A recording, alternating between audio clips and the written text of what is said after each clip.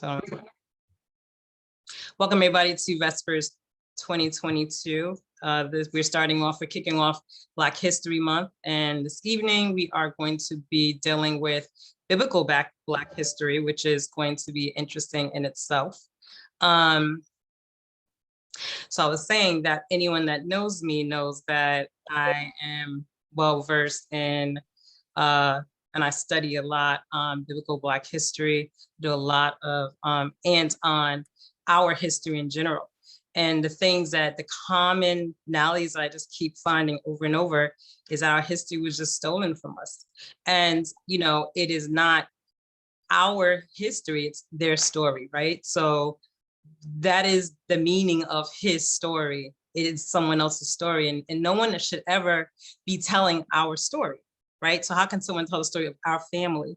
And we've allowed that to go on for so long that we are really, we are confused. And if we don't know who we are, then therefore it will present so many different issues in our communities, like from economic, financial, self-worth, so many different things, like how it affects our families. It affects marriages, it affects our children. I mean, it's, it is a domino effect in so many different ways, and we don't really realize that because we've literally allowed someone else to tell our story. So this month, I'm going to really try as much as I can to get into some of those things to kind of make us start to think. I think, critical thinking is important. One thing that that has been taken from us is our ability to critically think when it comes to who we are. The answers were given to us before we had a chance to ask them. So therefore, once that happens, then you already think that that answer is the true answer, and that is not necessarily true. And most times it's not. And I always challenge everyone. I challenge everyone on this call, everyone that's in our Vespers chat. All 200 people in there. I'm like, challenge yourself, dig deeper. When you see something, even if it rubs you the wrong way, as far as something that you haven't seen or heard before, and you think that, is ludicrous because you haven't seen it or heard it before, doesn't mean it's not true. It just means that it could be information that was buried for different reasons. When it comes to us as a people, there are a few different reasons why our history would be buried or changed. Like from a biblical standpoint, one of it is because of disobedience of our forefathers. So God allowed it to be so, because if he didn't allow it, it would not have happened. And then you have people intentionally trying to take our history to take our identity for their own personal gain. And then you have people trying to remove our history for gains of nations and government. So it's like, there's so many different reasons. And, you have to start seeing like there is a connection, there's a common thread, a common story that constantly happens, all the time. It's like, and those are the things that should make you stop and think and say, something's up with this, right? Stop taking everything at face value. Do your research. Instead of fighting and getting upset about things that you don't know, stop and do research, because it is for us to tell the next generation. And that's why things get lost, because, when we as parents, or if our parents or if their parents didn't see the need or recognize the need or understand the need to make sure certain things are passed down, it gets lost. Because guess what? If we're not telling our children, if we're not telling our communities, someone else is giving them their story. And their story of our story is not going to be our story. It's going to be their story. So that's important. So tonight we're going to get into a lot of that. We have a video on the true Black Hebrews of the Bible. Actually, Tommy sent it to me. I saw this video a few years ago, probably when it first came out. It is interesting. It definitely makes you, if you have never indulged in any of this before at a serious level, it is going to make you think about a lot of things as far as who we are, where we came from. And I think it's also important to, there's so much, I don't even want to get into it all because I don't want to give away the whole month. So we're gonna start with tonight, of what we're doing tonight, and then we'll just kind of piggyback. We're gonna roll into the month on different topics that is gonna make you guys think, who's gonna make you guys hopefully want to do your own research. My objective for every month thus far, like when we did on health is your wealth, is just to get you guys to start moving, to start understanding how, how your health is your wealth. And, without your health, then you have nothing. So you can have all the wealth in the world and you don't have health. What is that? Like the richest man would give away all his money to have your health, because he knows if he has your health, he can rebuild his empire, right? But he knows without it, then there's nothing that he can do but die. So it's just trying to wake everybody up. Like, we are getting older. We are in our late 40s. We are 50, and we realize that, listen, life is not promised, and our health definitely is not promised if we are not doing the things that we need to do in order to maintain it. And I know it's a challenge, and I know we have so many things that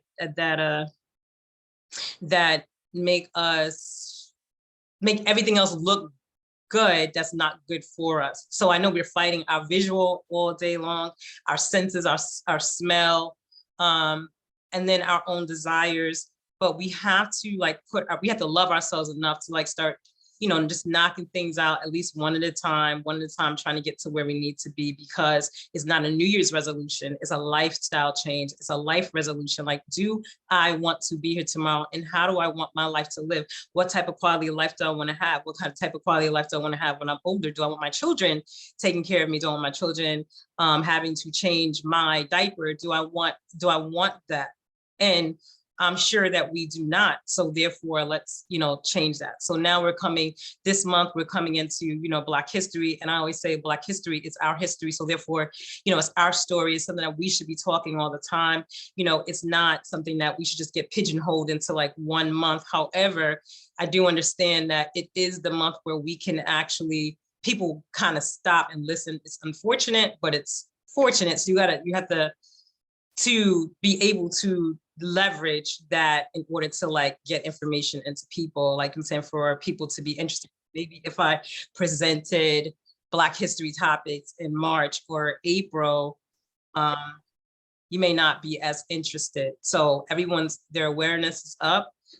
So therefore, let's go and let's begin and let's figure out what it is that we're about to, where we're going, and let's get everybody's brains to start thinking. We just want critical thinkers, guys, man, because a lot of this stuff is sitting in our face, and we don't even see it. So we're going to Denise. Denise is my co-host tonight, everybody. Denise, first of all, I want to thank you anyway for always setting up praise and worship for the first half. I can honestly say that once we decided to go ahead with the second year of Vespers and change the name to Vespers 2022, I knew what I was up against. I'm like, I'm not going to have a team. I mean, I didn't really have a big team before, but I'm like, I know a lot of this is going to rest on my shoulders. So Denise has definitely stepped up, and I appreciate you for that. So I don't tell you, I'm telling you again. I'm telling you now, I appreciate it. I appreciate you. I appreciate you. So if you could pray, and I'm going to set up this video to play, and then we're going to go into some other stuff when it's done. Okay. All right.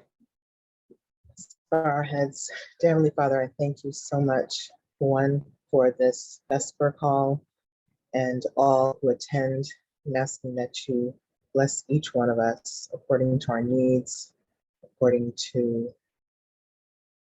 just everything we need, dear Lord. Thank you for this Sabbath. Please help us to keep it holy. Help us to learn on this Vesper call the things that you want us to learn and to share with others. Please heal where there needs to be healing, for those who are having health issues and different things. And just be with us tonight, dear Lord. Help us to put you first in all we do and say. In Jesus' name I pray, amen.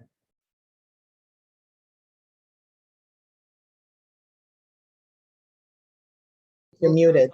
I'm talking to myself. I know, because I was just ready to go into it. Thank you. So everybody, if you're just hopping on, Lynette, I see you coming in.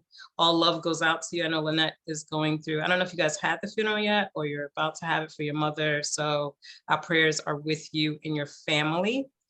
Thank you, sis. It's on Sunday. It's on Sunday. I can honestly say that Lynette, you give me, I mean, I can't even, I don't even know what to say. I don't even know what to say. I've never seen like the way, and Lynette was close to her mother, so don't take it like she's not from what I'm about to say, but she is like so at peace. I mean, I couldn't even do that when my father passed, and my dad was a minister. And I'm like, I know he was going to heaven. I mean, that was like one thing I got, like that calmness that like, I was like, because I wasn't there. I wasn't there when he passed, and I was really upset about that too.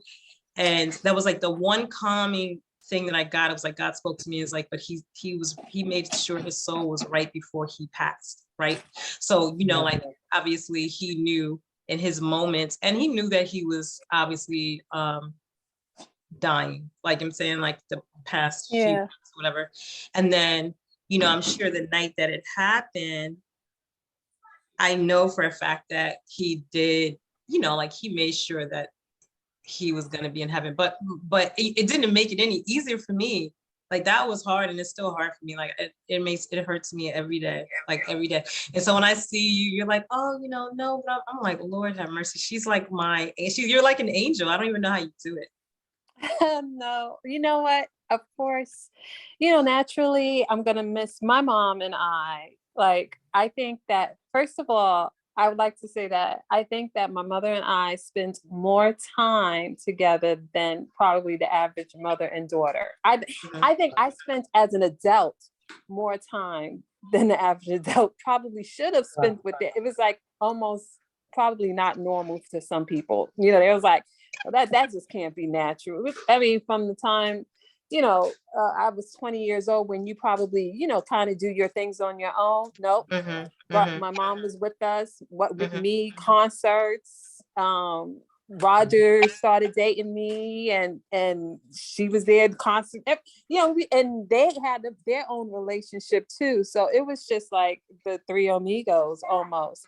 Wow. But the thing is, I would say also is that, like what you said, I think looking now, I think that the greatest gift, and I'm speaking to parents here and anyone that you're close to, the greatest gift that you can give your child, more than anything, more than money, more than material things, more than a name, an inheritance, is the gift of the assurance that you are saved in Jesus, that you are sleeping in Jesus, that you give your life to the Lord, and that your children know beyond a shadow of a doubt that, my mother, my father, they are actually sleeping in Jesus. That is the greatest gift that you can give a child. That is the greatest gift that you can give your children, And my mom, she loved the Lord with all her heart, her mind, her soul. It was just continuous. So I know that I will be seeing her again. And not to mention too, these things put things in perspective. I'm sure with you, Zaneta, even material things, monetary things, it puts all that stuff into perspective. And I'm not really so attached to this world. Yeah, exactly. That's another thing too. So I just have to make my call and election sure, and make sure that I am there also when she's getting up on that great and wonderful morning. Yeah. But but like I said, like anyone else, I'm gonna miss my mom. I'm gonna miss her hugs. I'm gonna miss her, all of the wonderful things that she said to me. But at the same time, we spend so much time together. There's not a word that wasn't said. There wasn't a place that we didn't go. There wasn't a movie we didn't see. There wasn't we did everything. So I look at it. Yeah, I look at it, and it was time well spent. Not only to mention, I just got my mother's phone. because people have been looking at me and I'm like, I'm telling you, I'm not just saying it. I'm telling you, my mom is sleeping in Jesus. I'm not just saying it because that's something that we say. Okay. And I just got her phone from New York. It was shipped to us. And then I charged her phone, and there was a message that was left there that she didn't send because she had passed away. And it basically is saying, it said that she is resting. She says, I'm resting well. I'm resting well and I'm sleeping. That's what she said in her phone? On it, she never sent the message. She passed away. She was sending it to you? Yes, to me and my brother. And I asked the Lord, I said, Lord, I know she says, but I wish that maybe she could have said a word to me or whatever. But there was this message. When I opened her phone, there was just a message. And let me go try to find it. And she did it through Siri, but she never got to press the button to tap it. And it's there just waiting for us. And so I can't complain. And you know what? And now when I'm saying to people and they looking at me like, yeah, that's what everyone says. No, my mom actually left a message telling me that she was sleeping well and she's resting well. Wow. Thanks awesome. For sharing. Thanks for sharing, Zaneta. Wow. That is you're welcome. So deep. That is so deep. And that just, and it just makes it make even more sense why you're so at peace. Peace, right. And it's awesome. That's awesome. Because I didn't really get a chance to talk to my dad the last, before he died. I remember I was going away for my birthday and I remember being so like annoyed that week. I didn't want to go. Like I wanted to cancel the party, but I felt like I didn't want to do it because everybody was flying there, whatever. But I was in such a depression that I did not. And then I realized later why, because I didn't want to leave New York. I didn't want to leave. So, it was just, I guess like my concern more so was like, how did he pass? Like, did he pass on his own? Did they do something at the nursing home? And then I was like too scared to ask because I was like, if I hear anything, it's gonna send me through the roof, to know that somebody might have did something accidentally or something. So I just, I fight with that. That's one of my little battles I fight with. But outside of that, I do know for a fact that is the one thing that God gave me when I really sat down and I thought about him. He was like, he's fine, like he's going to heaven. And I was just like, and I was like, that's everything. And that is in essence everything, right? Yeah, and that is everything. And Zaneta, I don't want to hold y'all up anymore, but another thing is that I had not always been an Adventist. I became an Adventist at 16 or 17 years old.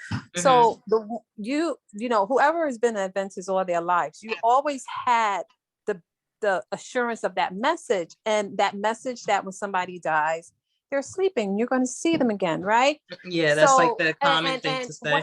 Right, it's very common, right? But when I was young, the thing was, they would go, oh, no, first of all, when I was young, I used to think, well, do we die and then that's it? That's all that happens to us, really? And that brought me a little anxiety from time to time.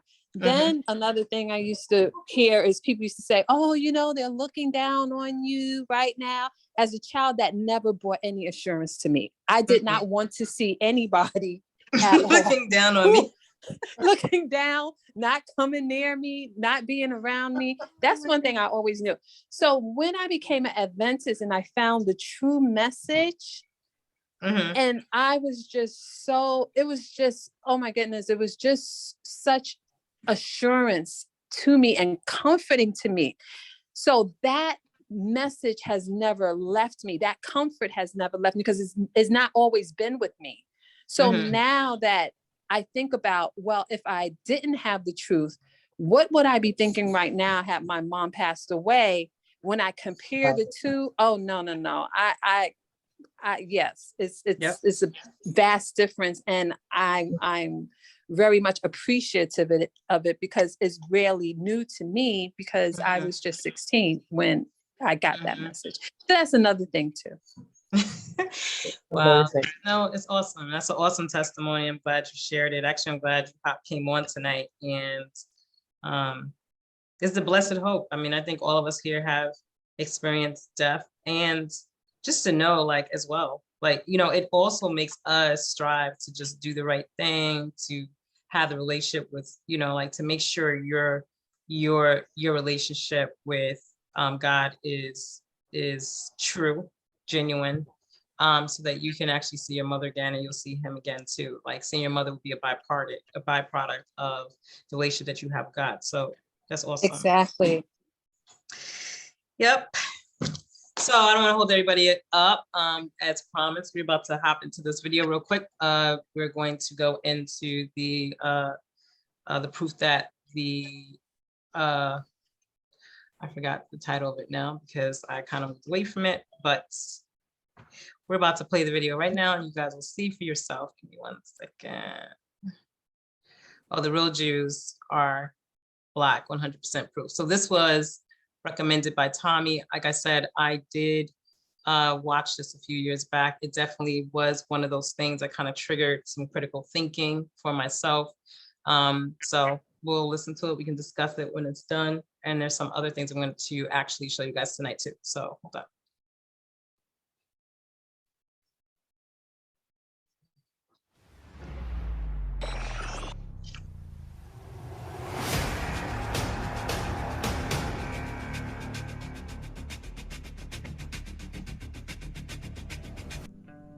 Let's get into the subject that Ram said the least about. What we would do is give you the proof that he rather intentionally left out, or just like every other subject on this topic, just knows nothing about West Africa. But in Ram's video, he admits that over 1 million Hebrews fled to North Africa from the Roman destruction of Jerusalem in 70 AD. He claims that the others fled to Asia Minor and to Europe. Now, first of all, we do know that the ones who were caught were sold into slavery and shipped to Europe and Asia. But no Hebrews fled to Europe and Asia. How do we know this? Number one, the Roman soldiers. In order for the Hebrews to flee into Asia and Europe, they would have to go north, directly into the teeth of the Roman Empire. Remember, Syria was controlled by Rome, and their armies fought for Rome. Syrian province forces were directly engaged in the Great Jewish Revolt of 66 to 70 AD. In 66 AD, Celsius Gallus, the legate of Syria, brought the Syrian army, reinforced by auxiliary troops, to restore order in Judea and quell the revolt. The legion, however, was ambushed and destroyed by Jewish rebels at the Battle of Vespers. As a result, that shocked the Roman leadership. The future emperor Vespasian was put in charge of subduing the Jewish revolt. In the summer of 69, Vespasian, with the Syrian unit supporting him, launched his bid to become Roman emperor. He defeated his rival Vitellius and ruled as emperor for 10 years when he was succeeded by his son Titus. So if the Romans controlled Jerusalem and Syria, how could they flee north? Or better yet, why would they when the same Romans had no control or military presence south of them in Africa? Why would you flee from your enemies into your enemy's territory? Remember, the only province that Rome had in Africa was far northwest of them, clear across the continent in Tunisia. They could easily escape death by heading south. Also, because they were Black Hebrews, if Rome came south into Africa, how could they find them, or how could they be able to distinguish the Hebrew from the Hamite? Seeing through all scripture, that was a problem, even amongst Black people. Number two, fleeing to Africa was something that the Hebrews always did.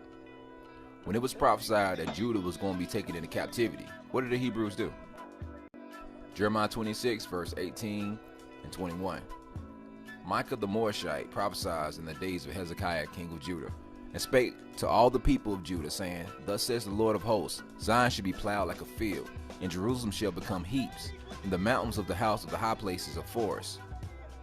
And when Jehoiakim the king, with all his mighty men and the princes heard the words, the king sought to put him to death. But when Uriah heard it, he was afraid, and he fled and went into Egypt. Jeremiah 42, verses 13 through 16. But if ye say, You will not dwell in this land, neither obey the voice of the Lord your God, saying, No, but we will go into the land of Egypt, where we shall see no war, nor hear the sound of the trumpet, nor have hunger of bread, and there will we dwell. Now therefore hear the word of the Lord, ye remnant of Judah. Thus says the Lord of hosts, the God of Israel, If you wholly set your faces to enter into Egypt and go to sojourn there, then it will come to pass that the sword which ye fear shall overtake you there in the land of Egypt, and the famine whereof you are afraid shall follow close after you there in Egypt, and there you shall die. One reason the Hebrews will always flee south is because of the long relationships Israel had with Egypt and Cush. Remember, Solomon had relationships with Pharaoh's daughter, Egypt, and the Queen of Sheba, Cush, Arabia. The marriage of a king's daughter to a prince or a king is a sign of a union or partnership between two countries. 1 Kings 3, verse 1. And Solomon made a affinity with Pharaoh, king of Egypt, and took Pharaoh's daughter, and brought her into the city of David, until he had made an end of building his own house, and the house of the Lord, and the wall of Jerusalem round about. 2 Chronicles 8, verse 11. And Solomon brought up the daughter of Pharaoh out of the city of David into the house which he had built for her.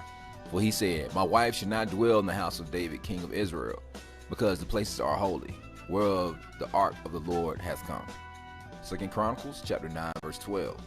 And King Solomon gave to the queen of Sheba all her desire, whatsoever she asked, besides that which she brought up unto the king. So she turned and went to her own land, she and her servant. This union with Egypt and Cush was so strong that during the siege of Nebuchadnezzar, Egypt even tried to fight and protect Judah from Babylon. Jeremiah 37, verses 1 and 5 through 7.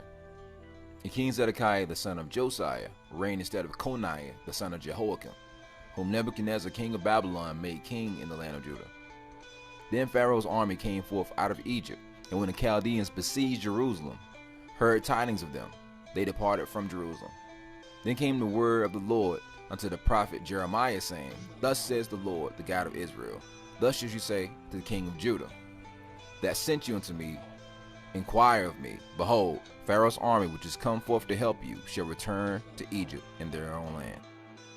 Now if Israel had allies who would fight for them, and also there were already Hebrews in Ethiopia and Egypt, plus the Roman garrisons were to the north of them, why would they flee north?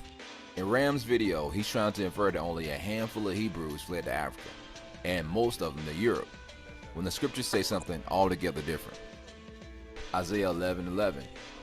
It shall come to pass in that day that the Lord shall set his hand again the second time to recover a remnant of his people which shall be left from Assyria, from Egypt, from Pathros, and from Cush, and from Elam, and from Shinar, and from Hamath, and from the islands of the sea. So we know that the Hebrews were brought to Assyria and to Shinar in the Babylonian and Assyrian captivities. The other locations? Syria, Pathros, and Egypt, which is northern and southern Egypt, and Cush. First of all, Ram said that the 1 million were mostly just in Egypt. Remember, there were Hebrews in Cush before 70 AD, for one. Also notice how the Most High named Cush along with Egypt, where Ram said the Hebrews did not go. So if the Hebrews were already in Cush, which is East Africa, why would it be a stretch that they would migrate west? Well, one would say God didn't say that they migrated west, so they didn't live in West Africa. Well, let's take a look and see if the Most High said anything about them being west of Cush. Zephaniah 3, verse 10. From beyond the rivers of Ethiopia, Cush, my supplants, even the daughter of my dispersed, shall bring mine offering. And that day shalt thou not be ashamed of all thy doings, wherein thou hast transgressed against me. But then I will take away out of the midst of thee them that rejoice in thy pride, and thou shalt no more be haughty because of thy holy mountain. Pretty interesting. It says that the dispersed of Israel are beyond the rivers of Cush. I thought they was only in Europe and in Asia. Now let's take a closer look at this scripture. Beyond, Eber, a region across, on the opposite side. So let me get this straight. The Most High said that the dispersed of Israel are in the opposite side of the rivers of Cush. Wow. So what's the opposite side of East Africa? Hey, that would be West Africa. Get out of here. Who would have thought? But Ram said the Hebrews were not in West Africa. Hey, I wonder if anybody else knew about these Hebrews being in West Africa. In the year 65 BC, the Roman armies under General Pompey captured Jerusalem.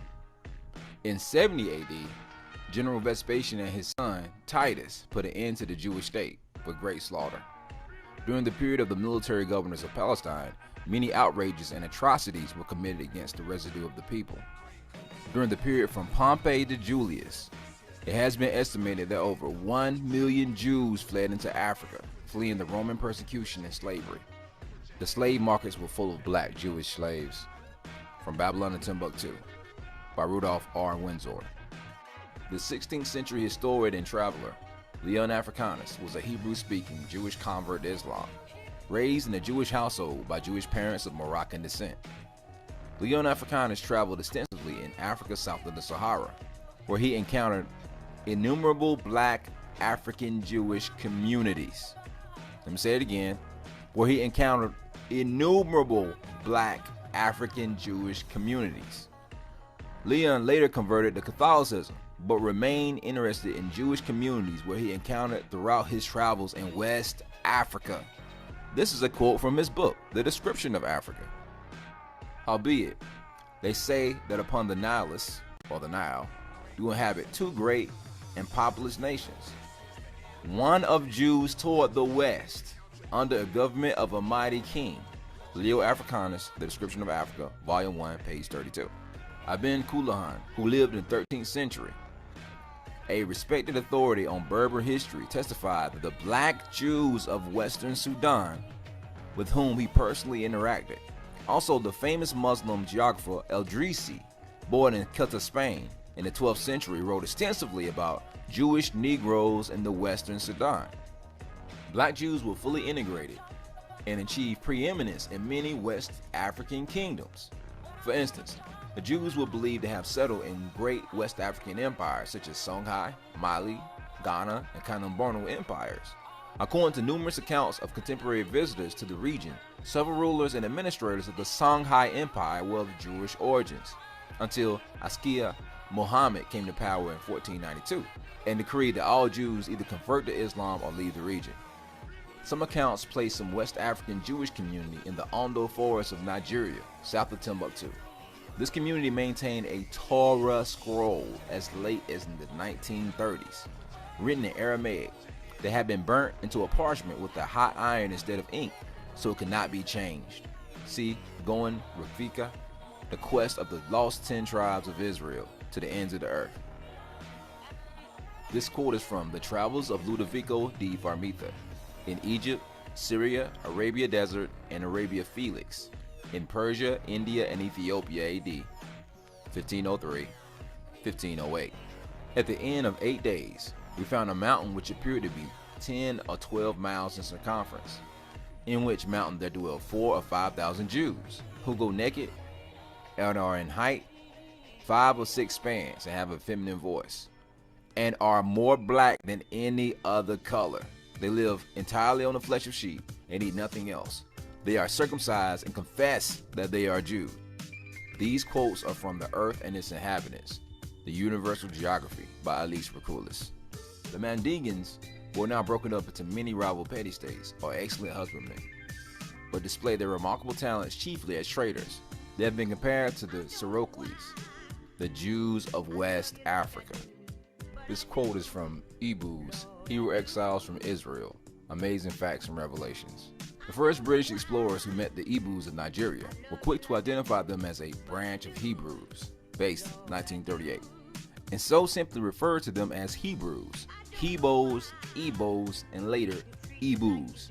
But during the time of the first documentation of the history of the Eboo's, the early Eboo's, who knew very little or no English, following the pronunciation of the new version of their original name by their colonial masters, deviated from the name Ivite Agluri, from Ivert, Iphite, or Ihite, and began to use the popular new and foreign language of the colonialists, and so referred to themselves as Hebo, a corruption of Hebrew, or an accepted to be called Hebo, Ebo, or Ebu, as a way of associating themselves with the emergent new culture of their colonial master. Ebos, Hebrew exiles from Israel, Amazing Facts and Revelations, Chapter 7, Jewish Origin of the Ebus, perspectives from history and divine revelation.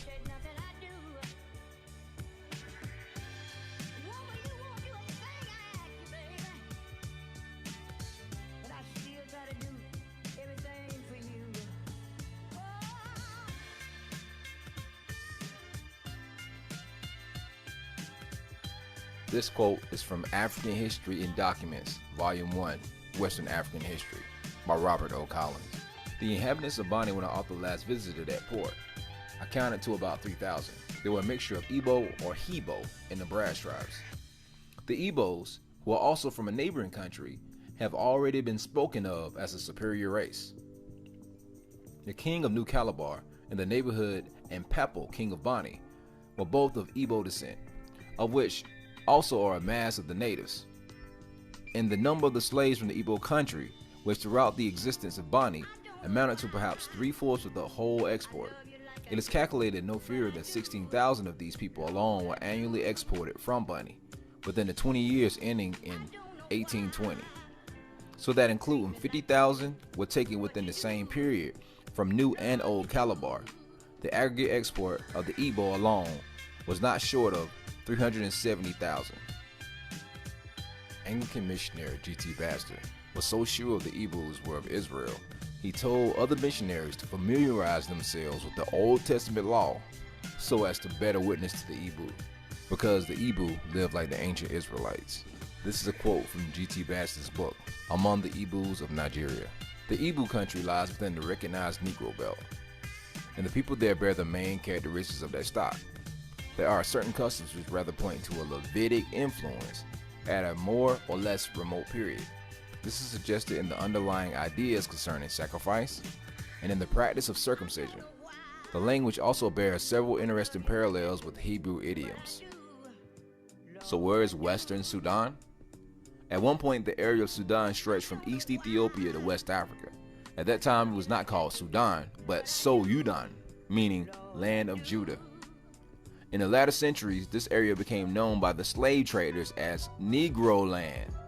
This is where the use of the term Negro originated.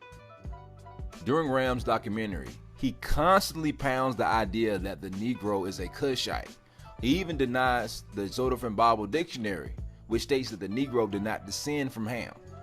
So let's take a look at the definition of the word Negro. Negro, a member of a dark-skinned group of peoples who were originally native to Africa, south of the Sahara. The word Negro was adopted from Spanish and Portuguese and was first recorded in the mid-16th century.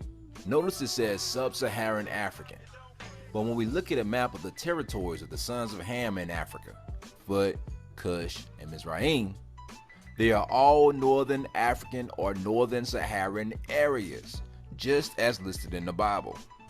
But Sub-Saharan Africa was not inhabited by any of the sons of Ham, nor mentioned in the scripture, as we see in these maps. So who are these mystery blacks who show up in these areas? Egypt, Ethiopia, and Libya are all mentioned in scriptures as the original nations of Africa, but no mention of Soudan or the Congo, Kenya, Ghana, Nigeria, Chad, etc. That's why the word Negro wasn't adopted until the 16th century. So we see that the territory of Sub-Saharan Africa, or the Negro, was not the territory of the indigenous peoples of the nations of Africa, Libya, Egypt, and Cush, which proves the Zophim Bible Dictionary's claim. Ham, the youngest son of Noah, probably born about 96 years before the flood, and one of the 8 persons to live through the flood, he became the progenitor of the dark races, not the Negroes, but the Egyptians, the Ethiopians, Libyans, and Canaanites. As we see again, the areas beyond the rivers of Cush, as the scripture says, is where the Hebrews were and are. This is the sub-Saharan areas of Africa, which the term Negro was designated. Even some of the countries, cities, and tribes in those areas are named with Hebrew names.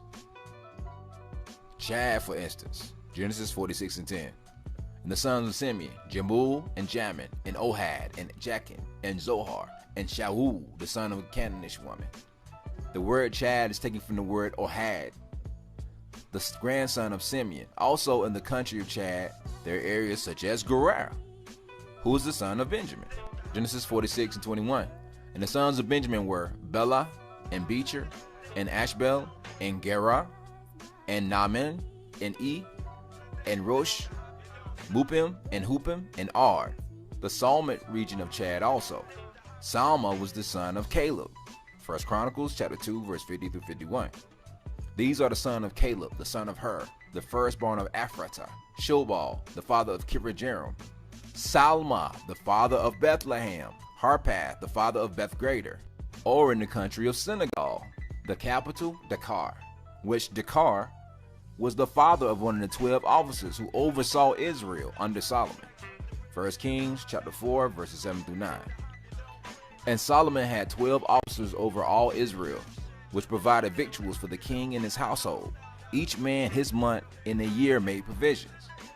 And these are their names: the son of Hur in Mount Ephraim, the son of Dekar in Makaz, and in Shabim, and Beth Shemesh, and Elon Hathan, or in Ghana, the Ashanti tribe, which Ashan was the son of Judah. Ashanti meaning the people of Ashan.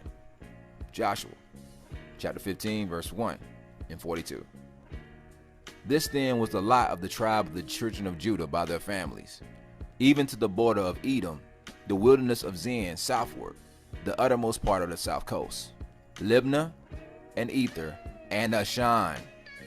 Also because of the dual kingdoms of Cush in Africa and Arabia, the Hebrews who didn't flee to Egypt fled south to Dedan, a province of Cush, eventually settling in Yemen before crossing the Red Sea into South Africa.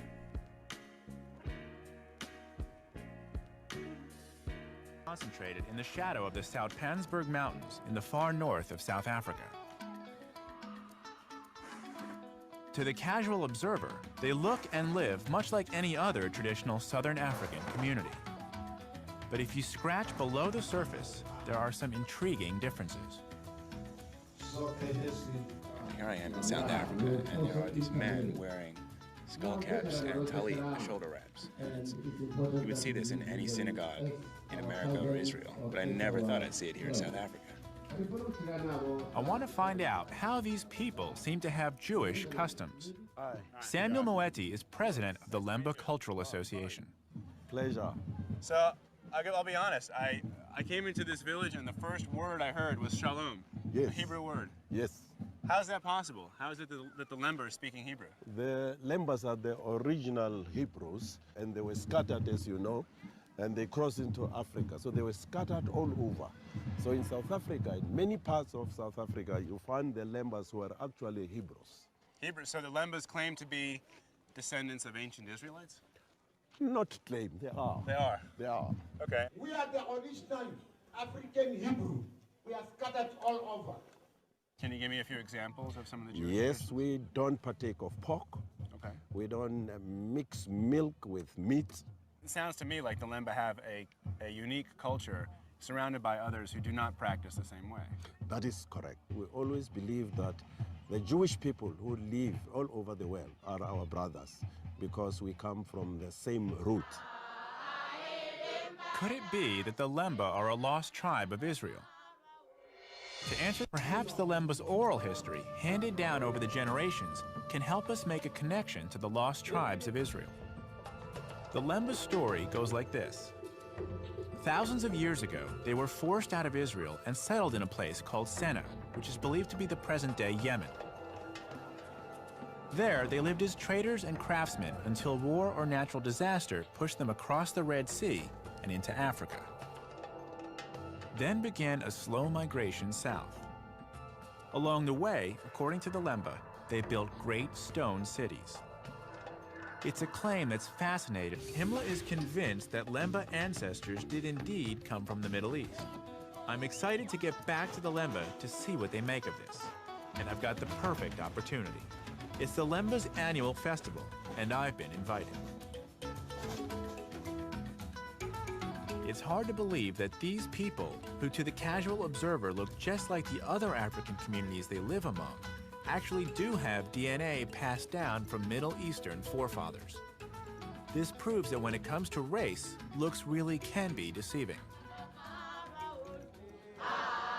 This annual festival is a chance for the oral history and traditional songs of the Lemba to be passed on to the next generation. This song tells the story of the Lemba's journey all the way from Israel to South Africa. Having traced this journey, I'm eager to hear what Samuel Moeti thinks about the DNA evidence.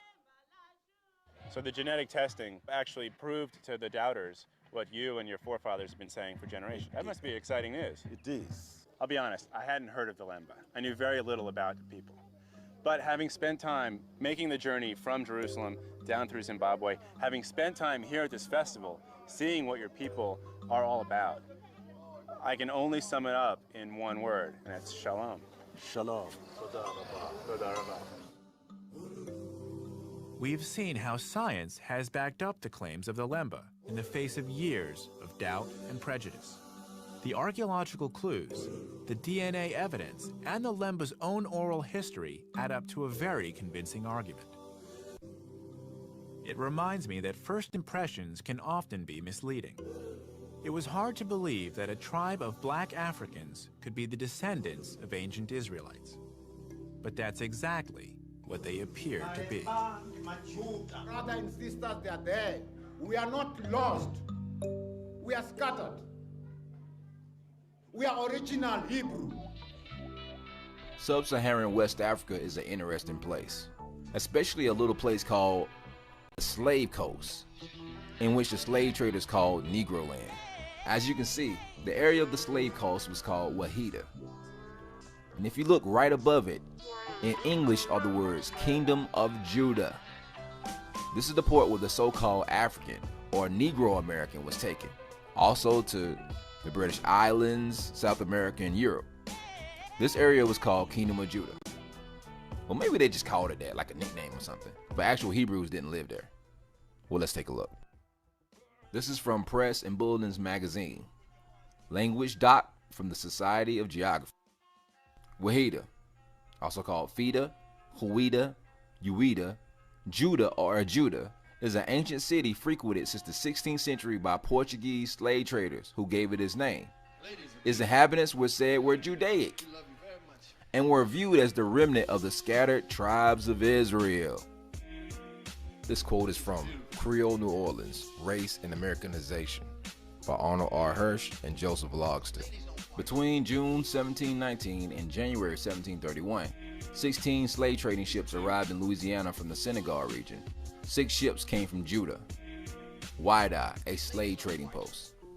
Between February 1726 and January 1731, 12 slave ships from Senegal landed. 3,259 slaves at Belize at the mouth of the Mississippi River. During the same period, 1 ship from Judah landed 464 slaves at the same port. The African slaves brought to the Chesapeake during the 18th century came mainly from the Bight of Biafra and were heavily Igbo. Here's a couple of more quotes from The Earth and Its Inhabitants, the Universal Geography. East of the Great Popo begins the Dahomey Territory, guarded by the important town of Gluia, known to Europeans by various names, Fida, Havida, Waida, Wida. The old writers called it Judah, and its inhabitants were said to be the Jews. During the flourishing days of the slave trade from 16 to 18,000 were annually transported from Judah, as the Portuguese called this place, which at that time had a population of 35,000. Part of the local trade is in the hands of the Mavumbas, a people of grave and solemn aspect with intelligent eyes, straight or even eloquent nose, whose pronounced Semitic type have earned them the Portuguese designation of Judos Pretos, or Black Jews. I don't know how much more proof you need, but I'm going to give you some more. Who by chance financed and organized these Portuguese slave traders who discovered the Kingdom of Judah on the slave coast? Meet Aaron Lopez, born Duarte Lopez. He was a Jewish Portuguese slave trader. Through his varied commercial ventures, he became the wealthiest person in Newport, Rhode Island, in British America in 1761 and 1762. Lopez expanded his trade beyond the North American coastline by 1757. He had major interests in the West Indian slave trade, He also sent ships to Europe and the Canary Islands between 1761 and 1774. As we established earlier, it was the Murano Jews who controlled the slave trade, which some were Portuguese and Dutch. It was written on their maps that the slave coast was actually the Judeans of Israel, or Yehuda. So that would mean that they would have some info about the sub-Saharan Africans, right? This is a quote from Stephen Jacobs, European Jewish historian, from his book, The Hebrew Heritage of Black Africa, fully documented.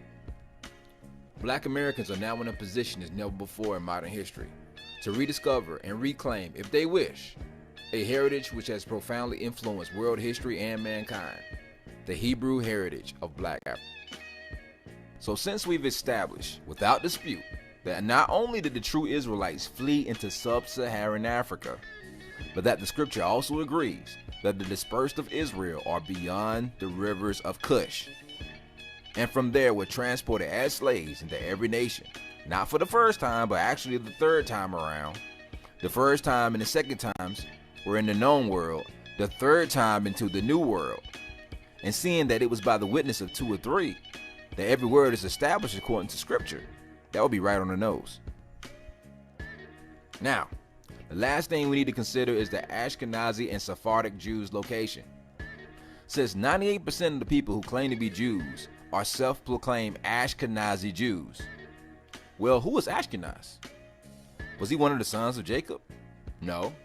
Actually, he's the grandson of Japheth, the ancestor of Germany, a European country. So how can the ancestor of Germany be Hebrew when it's the Hebrews who descend from Shem? Well, one might say that they didn't descend from Ashkenaz, but rather they were just Jews who were living in the area of Ashkenaz. Well, then you have a bigger problem. If 98% of all the Jews in the world were in Germany or Russia, since 98% of the world's Jews are Ashkenazi, then how could any Jews be scattered anywhere else? Doesn't the Bible say they would go captive into every nation? Also, if almost 100% of all the Jews in the world were in Germany, why would the Bible say they were in Cush, Egypt, and Assyria, and Arabia? Was there not one Jew in those areas? Also, if every Jew was in Germany or Russia, why does the Bible not even mention them places as places they were scattered to? Not in a single prophecy. Also, let's not leave out the 2% of so-called Sephardic Jews. Who are they? 2 Kings 17, verses 24 through 25. And the king of Assyria brought men from Babylon, and from Kuhath, and from Ava, and from Hamath, and from, catch it, Sepharvaim, and placed them in the cities of Samaria instead of the children of Israel. And they possessed Samaria, and they dwelt in the cities thereof. And so it was at the beginning of their dwelling there that they feared not the Lord. Therefore the Lord sent lions among them and slew some of them. Strong's H 56:16. Sepharvaim, meaning the 2 Sephiras. Sepharjim or Sepharim. As you can see, that the Sephardic, who are the Sepharim, are not Hebrews. Plus, also, Sephardic comes from Spain, another nation not listed as a nation that the Hebrews were scattered to. No Spain, no Germany. Yet, according to them, 100% of the world's Jews were in Spain and Germany. Why? Pretty simple. 98% of the world's Jews are Ashkenazi, were in Germany, and the rest, the 2%, are Sephardic. That makes 100%.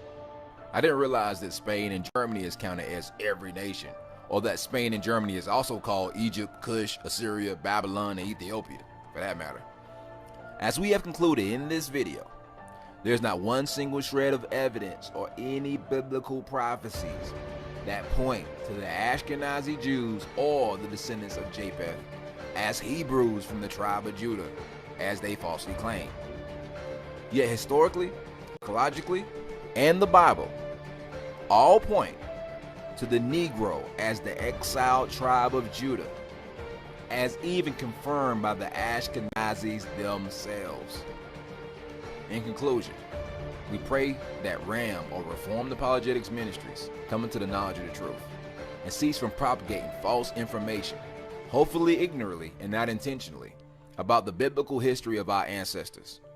We at Rebirth of a Nation would like to thank TOTO and Sadat the God MC for the factual contributions to our video. Shalom and shalom. You Israelites, you black people in this country, what do you say about them? You call them animals? I call them inferior. I call you slaves. We turn you into slaves, and when we didn't need you no more, we kick you out of Israel, out of Egypt and out of Africa. We sold you to America, and that's where we want you to stay. We don't want you back in Africa again. West Africa. But in Ram's video,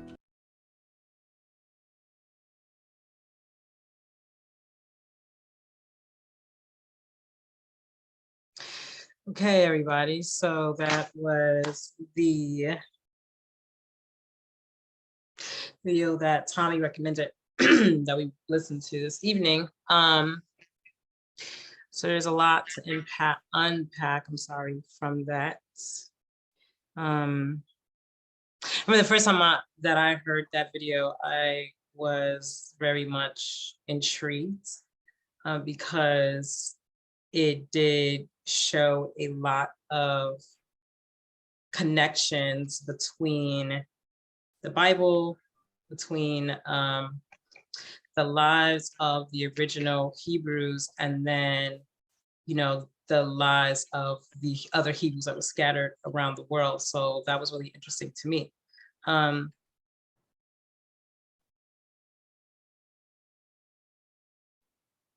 I'm going to go into the second part. I'm going to show you guys some more some more information that I thought was rather interesting.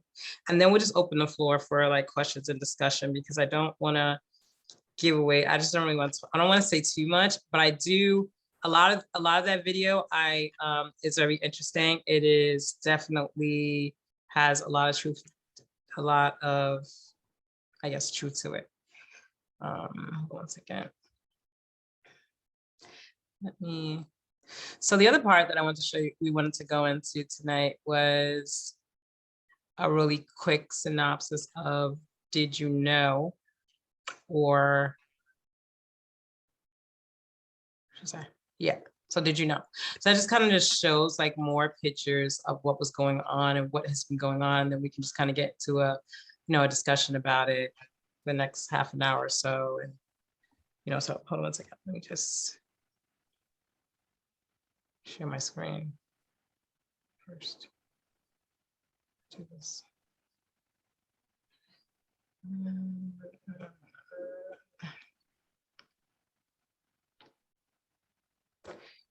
Share. All right, so.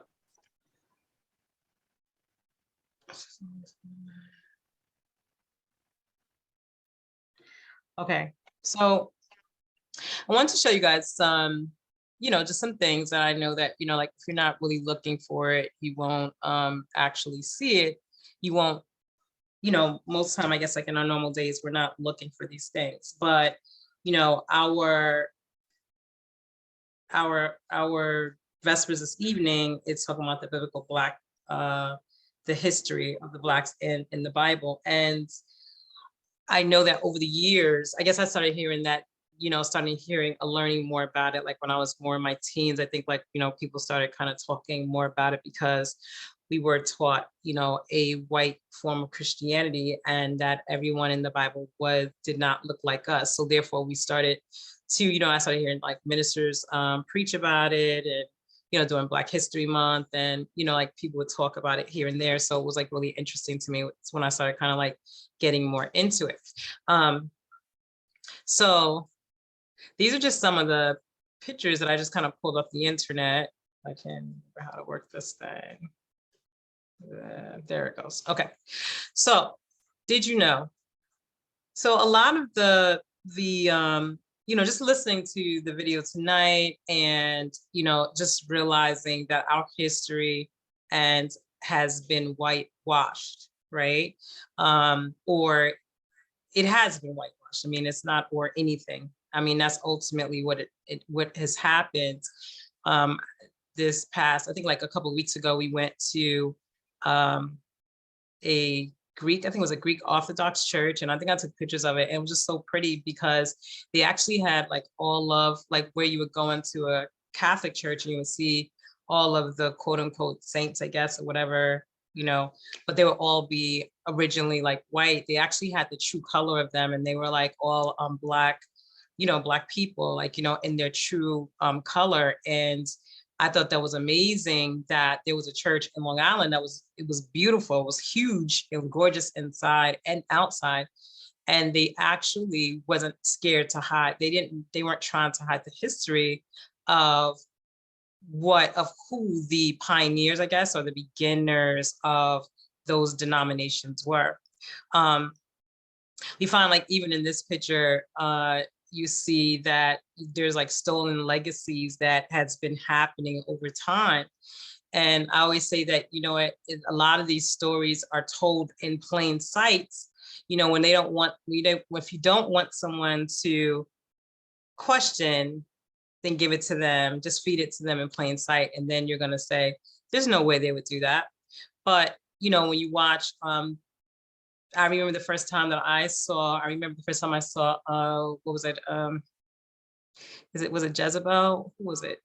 One of the Bible stories, Queen Nefertiti, I think it was. And anyway, I just remember her being portrayed as, you know, like she was a white woman. I think I was like a little girl.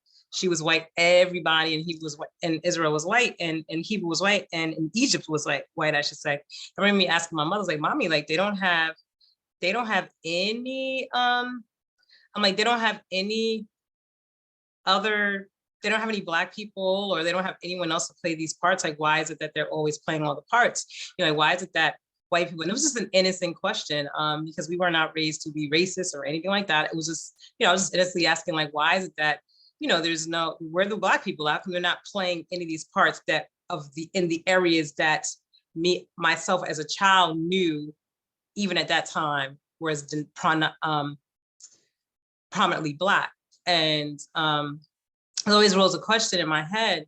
But then as the years went on, now we're talking about 45 years later, you know, I totally get it, because I'm like, you know what, it's by beholding you become changed. So even though people may not have questioned it, or you just like, okay, well, it's just a movie. But you start seeing them politely interjecting themselves in all parts of our culture and replacing us with them.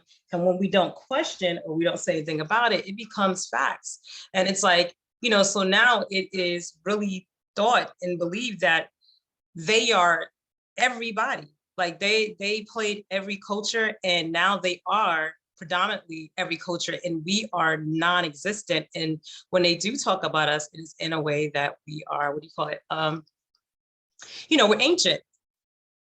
And that doesn't happen. And so it's just really important, I think, everyone. And like I told you, it's not about, for me, it's not about race. It's about, I mean, you know, superiority in race is about like our communities. It's how it affects our homes. It's how it affects our children.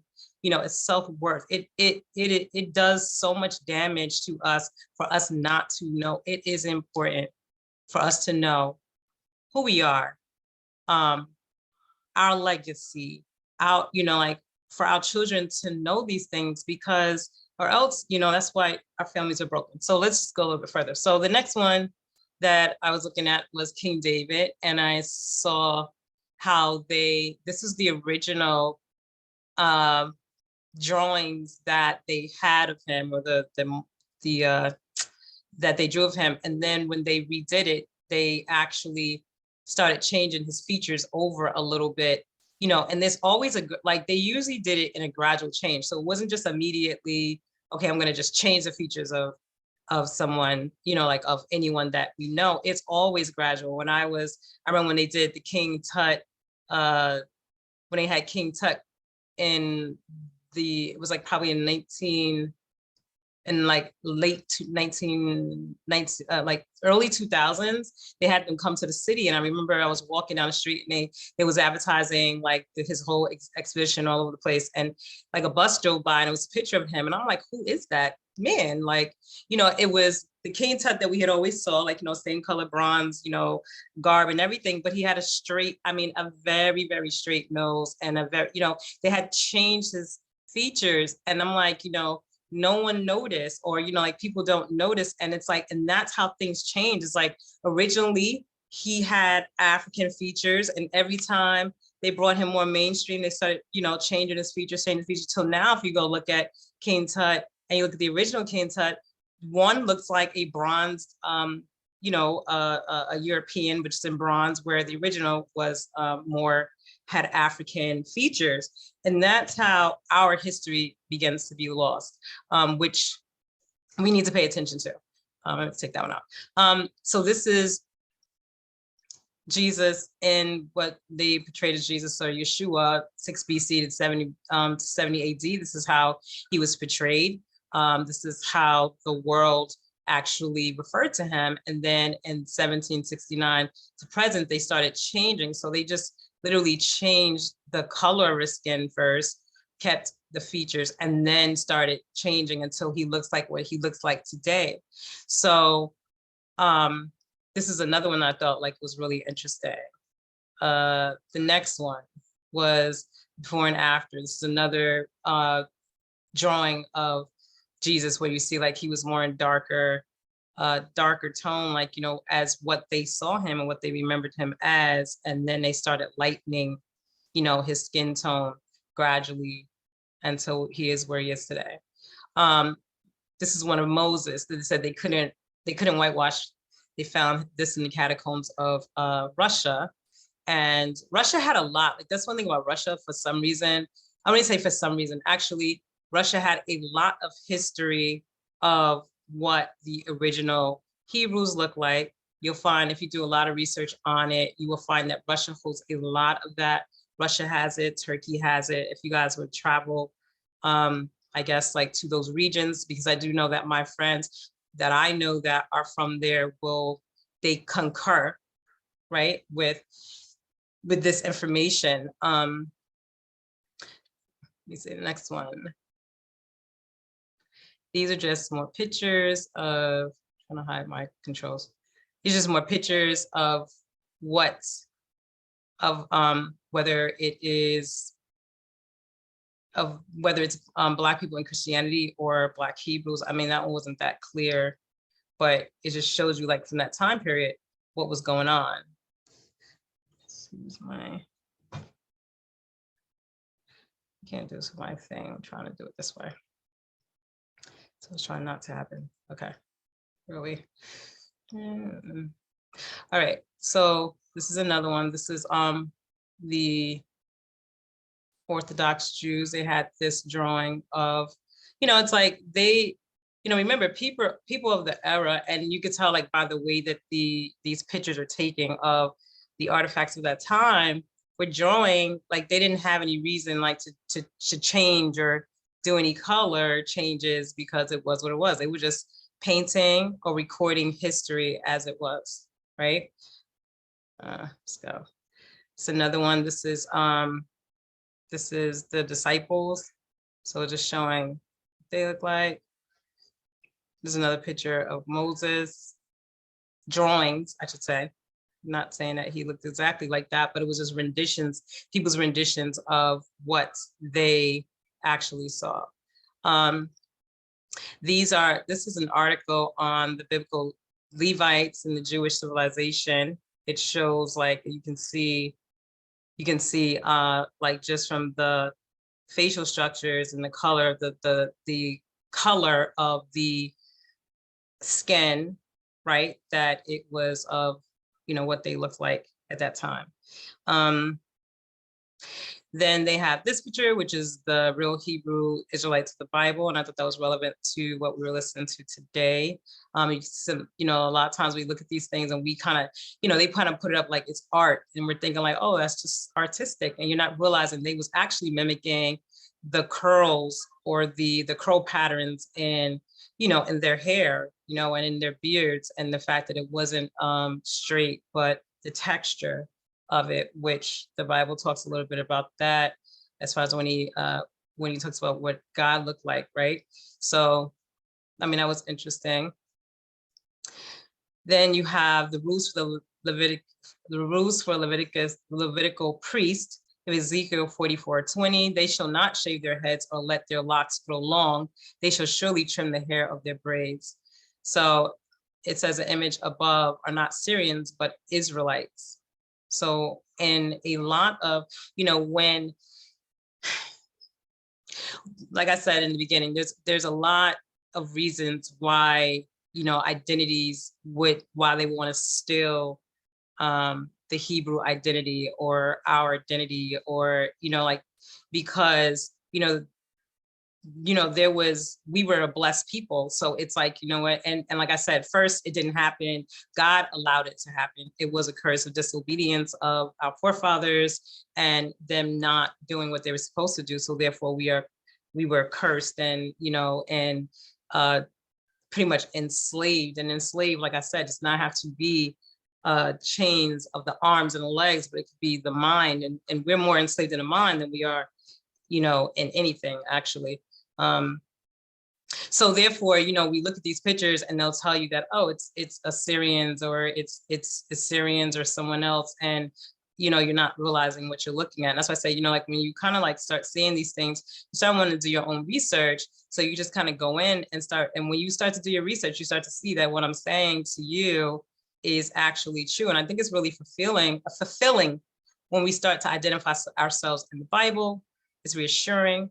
And just in history in general, like in their story in general, like to correct errors. The next one is hide this controls. We have the biblical Levites, which is also Leviticus 8:13. It says 13, and Moses brought Aaron's sons and put coats upon them and girded them with girdles and put bonnets upon them as the Lord commanded Moses. It says Strong's Greek and Hebrew dictionary, bonnet from the same as geba, a cap, as hemispherical, a bonnet. So it's just showing, these things in history. So one of the things too is that the Hebrews, wherever they were, because remember, God told Abraham that his children would be like the sands of the sea, right? Not only would they be the sands of the sea, but they would be all over the earth. And you will see that whenever you see any Hebrews, they always had a certain way that they carried themselves. That's how you told them. That's how they were always set aside, or they were, they were different because they were mixed with other tribes and people that were in the same melanin as they were, right? Because majority of the world was like that. However, what set everybody aside was how their quote unquote tribe, how their culture set them aside. So the Hebrews' way of life set them aside, how they dressed, their tassels, certain tribes had to do certain things, like the Levites had to do certain things, but at the same time, it was like the world knew, because if you guys remember how when the children of Israel, when they were always traveling, they was always moving, constantly, and they was always coming up against nations. Those nations knew who they were, and those nations were not far in melanin away, like skin tone. They weren't that far from them, but it was the way they dressed, it was the way they carried themselves. It was the fact that, they had no other guys before them. It was the fact that, they literally worshiped the one true living God. There was a lot of things that set them apart besides just, and it wasn't even necessary. I can't even honestly say that it was necessarily their skin tone per se, because the Israelites were a lot of different shades of brown, right? Just like everybody else was. So it was more of the way that they dressed and they carried themselves and they spoke, and their language. Using this thing is so annoying. I'm trying to see, but I don't know where it is right now. I'll find it. There. Okay, yeah. So this is an actual picture of in Jerusalem, where you have a person in that region holding up artifacts, showing once again artifacts from that time, right, which they call quote unquote ancient, where you're showing like what the skin tones were of that time, like who was there. And everyone do know that everybody doing back in those days was not Hebrew either, obviously. But like I said, there was the melanin was everywhere. The next one you have trying to hide Jeremiah, Hosea, and Malachi, right? So these are drawings of them as well. And once again, they're depicted as with melanin in their skin. And I think it's just like, I really think it's like where we should not be so surprised that, like, oh, wow, like those people were quote unquote Black, or they had melanin. And because I hate saying Black, but I'm just saying like, like they were of darker skin, or, they were not of European persuasion. And then you have to start thinking like, okay, you know what, that's because that's what I was told. But what did you ever really do any kind of research? This is just more pictures from that time. Not, like I said, Russia had a lot of information. Russia, as we know it today, and who inhabits Russia, were not the original inhabitants of Russia anyway. So just remember that as well. So therefore you have, they would actually just draw pictures of what they saw, right? Of the people of that time. So it just showed you once again that these are just pictures of where we were and who we are. And these things really haven't changed too much. You have before and after, once again, of pictures that was whitewashed, where you have the picture of the Messiah, the angels, what they call messengers at that time, and the disciples. And then you see how they changed the colors, right?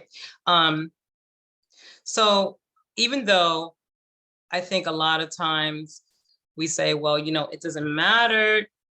It matters for our own self-esteem. That's where it matters. It matters, is important to know what you did, where you existed, that you existed, what your roles were in the world, what your roles were, what our ancestral roles were in the ancient world, and as they call it, in the past, and in the present, be present, what our roles were and how we contribute to the world that we live in.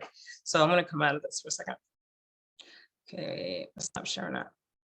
So I just wanted to share that with you guys, and now I'm going to open the floor if you guys want to ask any questions or talk about it. I mean, I thought it was like a rather interesting, video. I see Damon on here. I know Damon was taking up my time this evening, as I was as I was as I was working on this, on some of it, and he had a lot to say at that point in time. So Damon, what did you think? I want to hear some of your thoughts. Well, first of all, a lot of this that you had actually had shown, I have seen this video before in the past.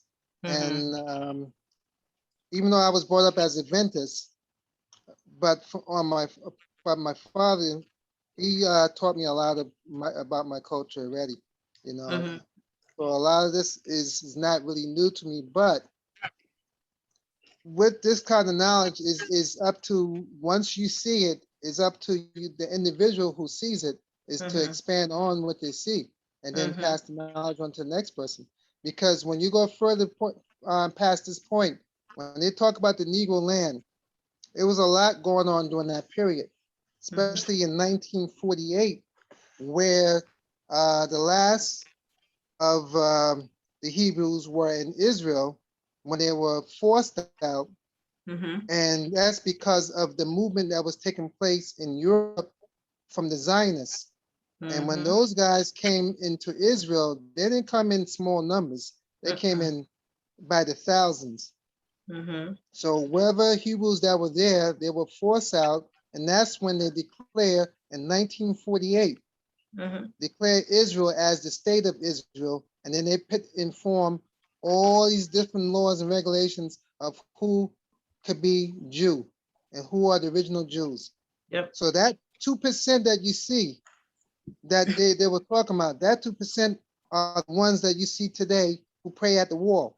They're not even considered, they're considered to be, how would you call it, the bottom of the Jews. That little 2%. The 98%, you know who they are. Those are the ones with the long tassels and so forth like that.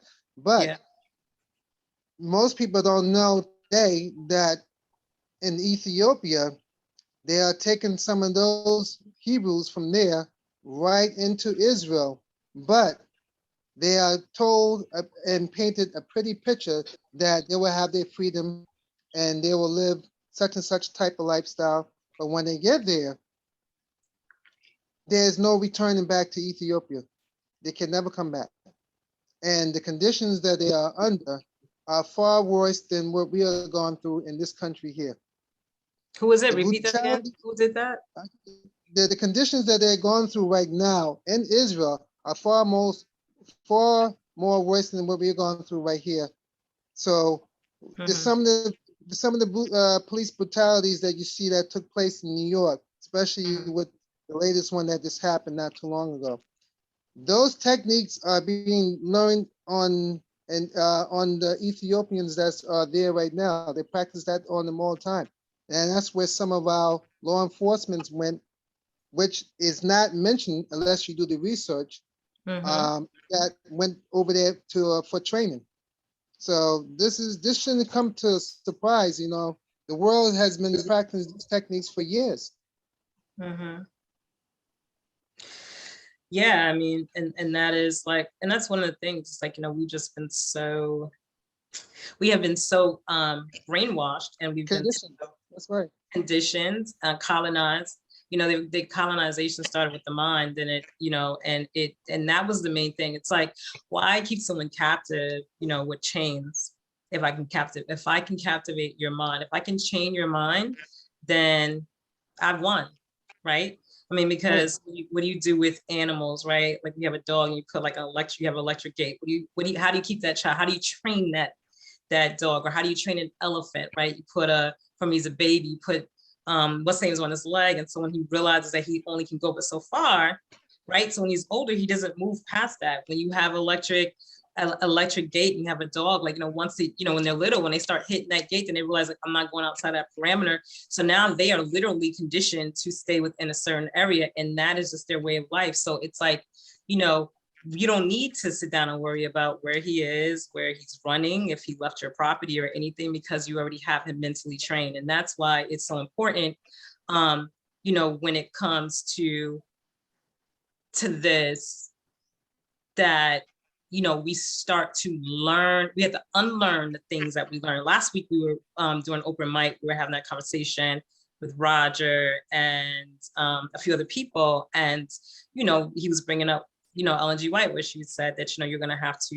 you know, unlearn a lot of things that you learned. And I'm like, I mean, you know, it's true though. I see Eddie's hand up, Eddie. Hold on, I'm gonna Eddie talking to you and let you come back in, Damon, because hold on a second, did I ask him to unmute? Okay. Good evening. How are you? I'm doing great. Hey, Damon, thank you for that information. I just wanted to add just a little bit on top of that. The so quote unquote Jewish people did not begin to go to Jerusalem in that part of the country, the world, until the late 1800s. That's when they started to flow through there because of the persecution and the fighting over in Europe. So they started dipping slowly by slowly, okay? Secondly, at the turn of World War I, all of that land over there, for the most part, was run by the Ottoman Empire, okay? The Turkish. Once that World War I had been lost, the Turkish Empire turned it over to England. And England was in charge of it from the early 1914s, etc., right, until World War II. After World War II, they figured we needed a homeland for the quote unquote Jewish people, right? And so they looked at several places. One of the places they looked at was Sudan. Another place they looked at was also in Buffalo, Syracuse, not Buffalo, I'm sorry, over by Niagara Falls.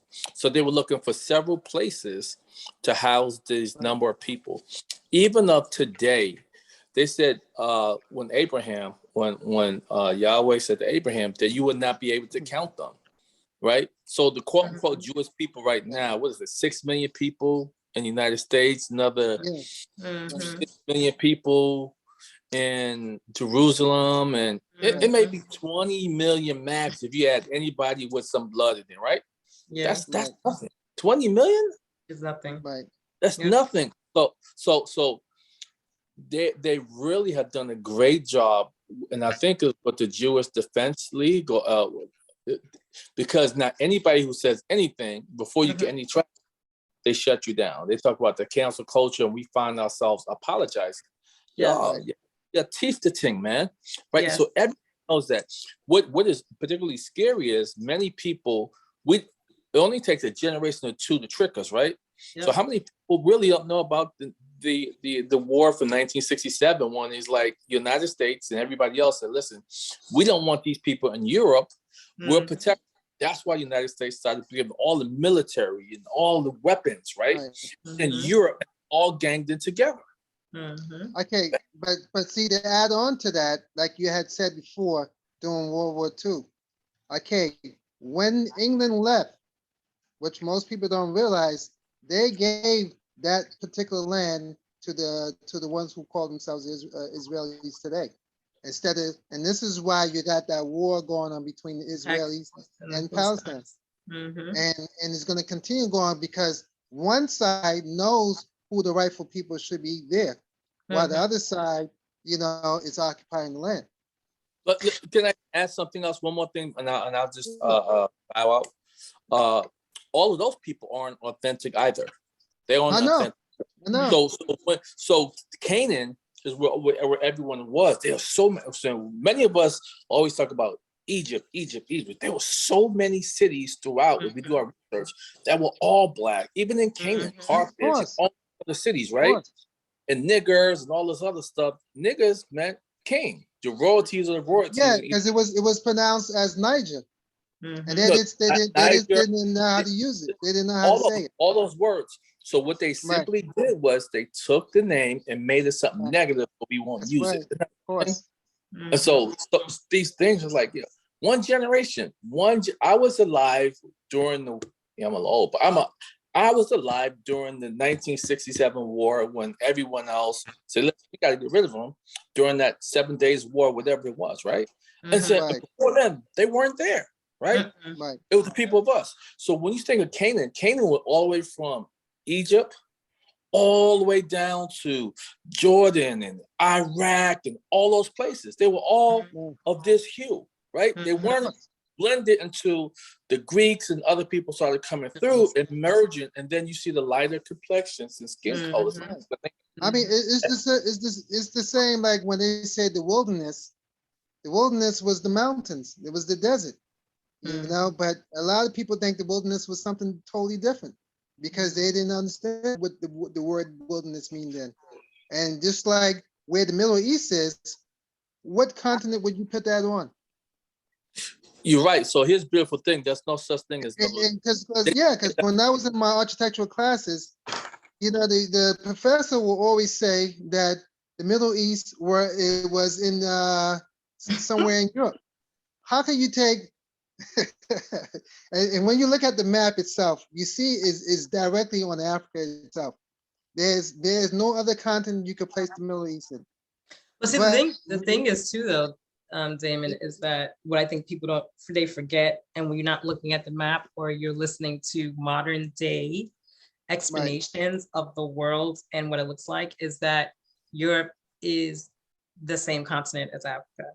So it is, right? So remember, they decided, you have to as what, so when you're dealing with what they quote unquote, I'll say quote unquote, I say that because for a reason, because they named it ancient, right? It's ancient, right? So ancient means it's extinct, and it's like so far away, guys don't really go to, you don't know, you have to listen to what we're saying. But the reality of it is that regardless, if you decide, if the winners of the war and I say war, meaning the captors, colonization, whoever's got your mind, if they're the ones that say, okay, we're going to rename everything now, we're going to say that Europe is its own continent, Africa is a continent, this is a split, you know what I'm saying, start splitting. You can do what you want to do, but you can see it with your own eyes that they're still connected, right? So it's one piece of land. It was never disconnected. So therefore, you know, like, that is like, you know, like, those are one of the things that's like really important too. It's like, you know, like that they, you know, like that whole telling us, you know, this is what it is. And then us taking that to law, like, okay, well, that's because they said it, you know, that's what it is. And it's not true. Hey, last thing, look, we do realize that it took them, Egypt, they walked from Egypt to Canaan, right? It was only a 12-day walk. Yeah, that's right. So, but we're comfortable saying Egypt and all other countries or Africa, but then we could take a 12-day walk.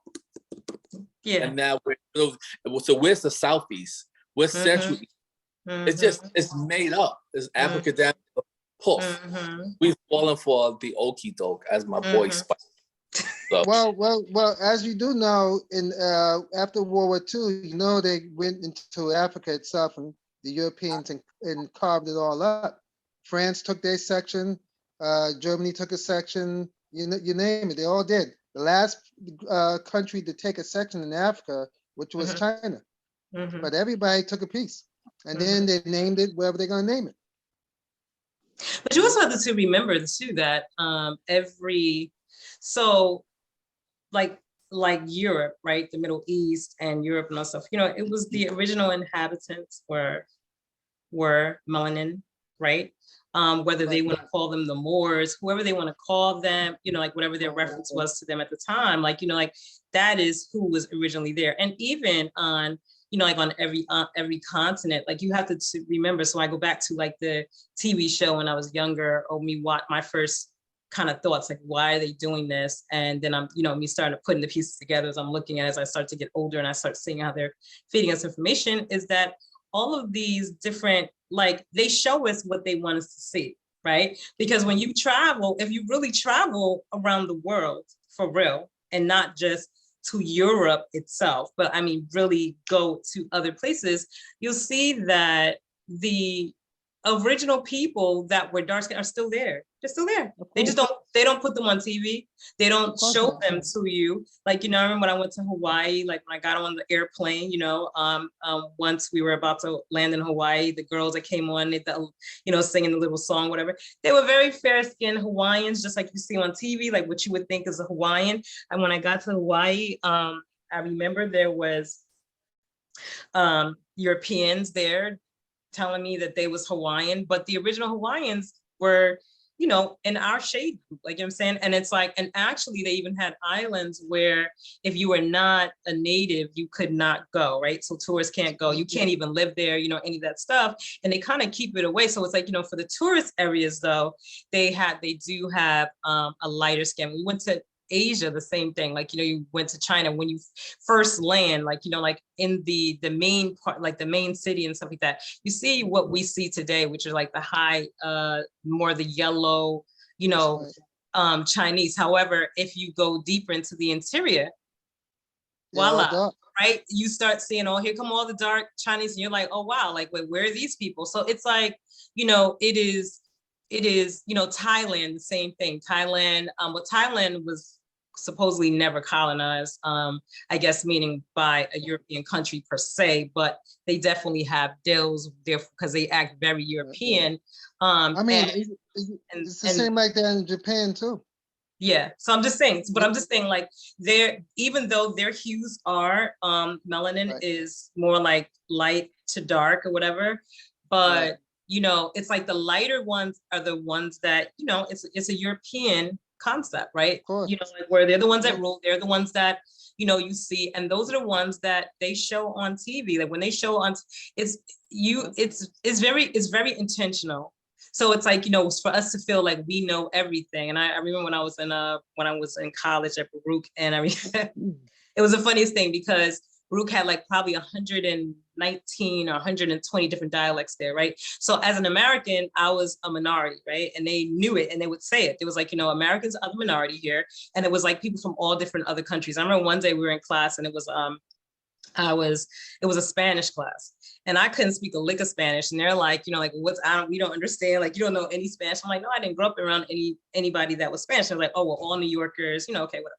But the bottom line is that I remember, I'll never forget in class, they were saying, they were going at like, you Americans, you think you know everything. Y'all think you know everything, but you know nothing, right? And I remember like that attitude and their thought process. And I'm just like, like, why are they thinking that? So when we went for like spring break, right? So we're in a regular college, right? What do we hear? Or even on TV, spring break, everybody's at Daytona Beach. At the time, like they're going, if you go to California, it's like, wow, you went to California. But if you're on the East Coast, he was going to Daytona Beach. He was doing like that kind of stuff, right? That was spring break. That was on television. That was a big thing. But my classmates, this school, everyone that was there, they're like, yeah, I live in Japan or China, but I'm going to go through Africa on my way home. And then I'm going to go to this.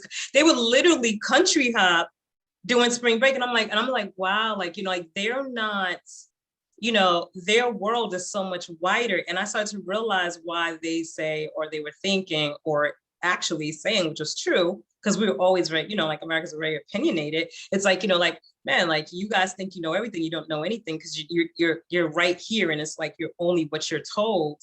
And so, when you experience those kind of things, like, you start to realize like, man, like we are really like inside this little, they got us in this little thing right here, this little bubble, and we don't know anything more than what they told us and what is written in the books that they created to justify that their answer was correct. Right. And so we're not traveling. And like, that's one thing, like we do need to travel more and have and diversify our friends, right? Diversify our friends, diversify our world so that we actually have other people we can talk to that can actually verify these things, like I'm saying, and like, come out of our circles. That's important. Can I add one more thing, Zaneta? Absolutely. Well, I'm not sure. I may have seen you a video of it before. You may have shared with others, but it wasn't, I feel kind of not the smartest person to just be realizing maybe a few years ago that King James, the author of the Bible, was actually a Black man. Man. And yes, of course. You're welcome. You're welcome. And he was the king of England, the king of Ireland, and he was the first unified king of all those places. Mm-hmm. And he was and he traces all his lineages to the tribe of Judah. Yep. Right? Of course. And so many of Africans occupied Europe for a long time before they were cast out. Yeah. And many of the Moors who came from West Africa, and they took them Muslim. If you look at their gowns and how they pray and stuff like that, it all came from from the Jew. From the Hebrews, right? Many of those same thing. And like we hear about state property, get down and lay down, a little movie or whatever, but that's how it was. It's like, you have to also understand. Get down with the Lord or lay down. And so when we transferred from being Hebrews, because those were the people. So when we fled, it was the 10 tribes that was in north, and then where we had Judah and tribe of Benjamin. Benjamin is where Christ came from, David, and that lineage in Judah, right? So the 2 last tribes, they fled. They were the last one. They fled over in the further parts of Africa, right? And so, and then people talk about, how do you identify them? Because they always kept the Sabbath, right? They always kept the Sabbath. So with that said, there are still pockets that keep everything Sabbath related. Still this day. And they're all in many of the countries out there, Yemen and Sudan and Ethiopia, right? Where they say the ark may be. All those people all still keep the ark right now is actually in Ethiopia. They have the ark. The ark is actually in Ethiopia. Because the reason why you see in Russia and also Turkey, they have a lot of artifacts of of showing us in their churches, you know, because they believe that they had the oldest cathedrals in the world. But it turned out to be that the oldest cathedral in the world is actually in Ethiopia, which had the original pictures of everything. But today, present time, they are whitewashing those pictures too. Last thing, many of the history of the Africans were kept in the greatest university of all time, which is not the Harvard and Yale's. It was Timbuktu. And so that's right, Timbuktu. When people came over, they burned all of those books. And here's the thing about it with many people know. So for hundreds of thousands of years, right, when they thought they burned all of that information, what had happened was many of the people got into after that part brothers claimed, right? That now you see grandchildren and great-great-grandchildren for 300, 400, 500 years later, they start pulling out the stuff that was hidden underneath the ground and underneath the houses and in the roofs, right? So that wasn't until 1976 that a lot of that documentation has started to come up. But a lot of that documentation has yet to be translated. But when they came over from Europe, they burnt down a lot of the history. So you don't know where we came from. And that was great. I believe that we were here in the States already. Yeah. We had nations in the States already. Of course. Tribes in the States already. Right. So like Chicago was one of them. Montana was one of them. So there's different things people can do as researching. Yep. But what it is that we don't read. Yeah, Until we read, we will not find out history. Of course. Because all conquerors write history, write their history and write their their winnings. story. Yep. That's right. So we won't know until we pick up a book and read. Right. And you know what? And here goes the thing too. So let me just piggyback on what you're saying. Is, you know, reading too. You guys have to pay. Man, let me tell you something. They have this thing so intricate, like the way they have weaved their lives into so much. It's like, you know, if you don't know how to pay attention to like certain key words and key terms, you know, you're not gonna know. You'll be going this direction, then you'll bank left, and then you'll be like, oh, and they will have you right back right where they want you. It is so imperative. That's why it's imperative for you to like do the research. And I try not to talk too much because I have a lot I want to share with you guys this month. But the bottom line is that I do agree with you. You know, we have to do our research. You have to definitely pay attention, like the books that you are reading as your reference points, like, you know, find out where that information came from and who they got their information from as well, because usually if someone's writing a book, right, they're coming from, like, you know, they could be bringing sources and they can have cited sources. Doesn't mean that the cited sources were correct.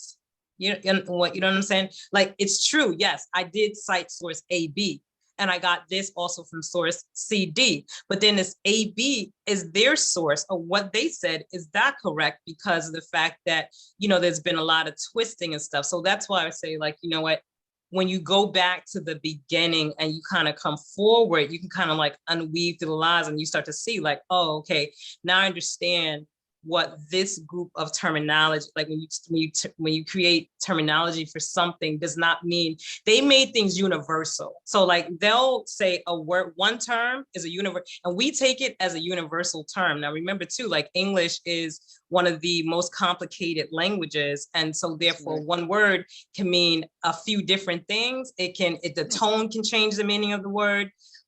What it means today is not what it meant 50 years ago, is not what it meant 100 years ago. If you start looking back in dictionaries, that same word that we use today, and we have our understanding of it today. And if I was to write a book off that word today, I would be correct based on 2022. But if I use that same information and said, okay, this applies to 1940 or 1840, is not correct, because what it meant then and what the dictionaries and encyclopedias had for the meaning of that word, you know, our language is very fluid and it shifts and it changes a lot. So you have to be very careful. But I'm like, we didn't create this language. And so therefore the creators of the language, they knew exactly what they were doing. So it can't stand, it can't be it can't really be factual, or I would say like it can't, they can always use it to their benefit, always, like I'm saying. And when it comes to us, so that's why, I say like, you really got to dig, and you got to dig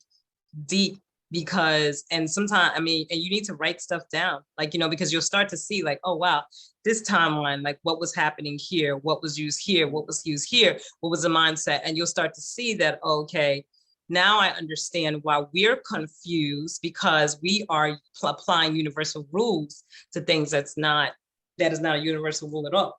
It's very specific.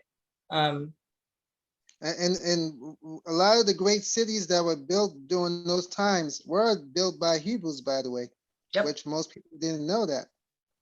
Because when the slave movement started taking slaves out of Africa, they were just exporting out Hebrews throughout the Caribbean and through to America.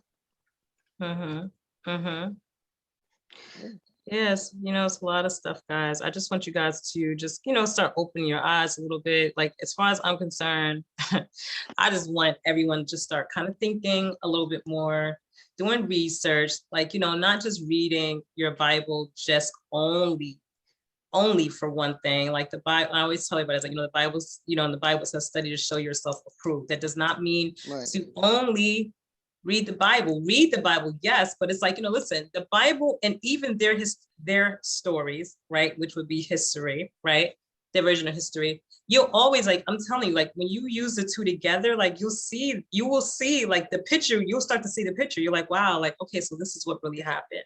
This is what was really happening, because God allows the truth to always come forward. So it's like, whatever you are doing, you will find the truth. I always pray and ask God to direct me, like I'm saying, like when I'm searching, or I'm just uncovering, like, different things. I'm like, and like, show me what it is. And I'm telling you, when I tell you, revelations come to me left and right. And then I'm like, wow, I'm like, oh, I get, oh, okay, that's what's going on, or that's what's happening, or that's what's happening. And then, like, it may be a year later, it may be 6 months later, and I promise you, I'll come across, like, someone will have uncovered exactly what I said. Okay, this is what really happened, and this is what it is. And then you start to see, that, another interesting thing too is, like, we were talking about the Israel, like, like the Israel and in the modern day Israel. And like, one thing that I think is really interesting that, people should take a look at too, is when the Dead Sea Scrolls were found, and when Israel was created, and when apartheid started. There is a connection there, and there's a deep connection there I'm not going to go into, but I'm just like, when you are trying to create a narrative, you need to create like, certain things have to happen a certain way in order for your story to equal up. Because one thing the Bible did say is that Jerusalem will not be inhabited again until he returns. Of course. So when you have, in Israel itself, you have what they call Mount Sinai, or wherever that is over there in Jerusalem, and everyone's going there talking about they're walking the streets that Jesus walked. I'm like, what are you guys talking about? First of all, it's a pile of stone. They moved all those stones into that area right when they were creating the nation of Israel, right? And then they named it Mount Sinai. And if you go there, you'll see that it is not a mountain. It is a mountain of stones. So it's really interesting, like, and then it's like, and then the Dead Sea Scrolls were found right around the same time, because it's like, okay, why? The Dead Sea Scrolls are found within a certain proximity to what they call Jerusalem, because it's, trying to show that, okay, this is the true Jerusalem. And apartheid happened around the same time, because they were separating off that part of Africa to make sure that no one could actually go down into southern part of Africa to actually see what they were actually hiding, and the reason why they actually created apartheid, why the genocide actually happened, who they killed, which was, which were Hebrews and Israel. So it's like, there was a lot going on. And I'm like, you know what, like you won't realize, you won't connect those dots until you really start studying. You're like, okay, wait a minute. You start to see, it's a web of things that are not true. And so once again, I know because my mother has said it to me, and I get it. Like, Damon, we were just talking about it's like the older ones, it's always harder to get them to understand, but it is definitely, listen, self-pride is everything. I remember when I was younger, I used to be like, why is it that Black people always at the bottom of everybody's shoe? Like, I couldn't understand that. Like, why are we treated so bad? Like, like, why? I mean, I'm talking about, like, it doesn't matter who comes to this country or, whatever, like, it's like the way we were treated. And then it just started to make sense to me. I'm like, okay, clearly, like, we're treated a certain kind of way because we don't know who we are.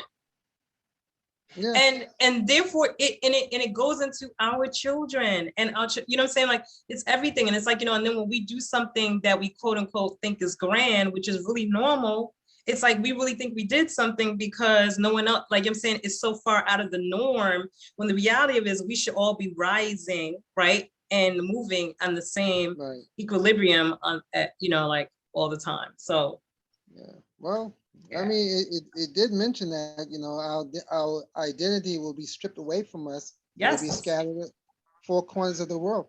So there you have it. Yeah.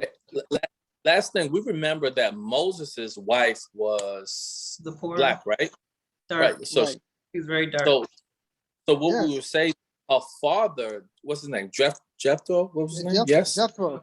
So he was also a person of color. That's true, right? Of course. And so when Moses and all his people tracking around the wilderness, this guy pops up out of nowhere, right? Because remember, it's only a 10-day trip. He pops out in the middle of nowhere during the journey and said, hey, maybe Moses, you ought to have a few different people to help you manage all of this crew. He said, yo, thank you. They broke bread, they had wine, and he went right back walking, back a few miles, right back into Canaan. Where did the black guy go? So it's that's one clue. Many of us are familiar with the story of Samson and Delilah. And there's always talk about how they cut his hair. If you read the scripture, I'm no theologian, what did they say? They didn't say cut his hair. What did they say? They cut his locks.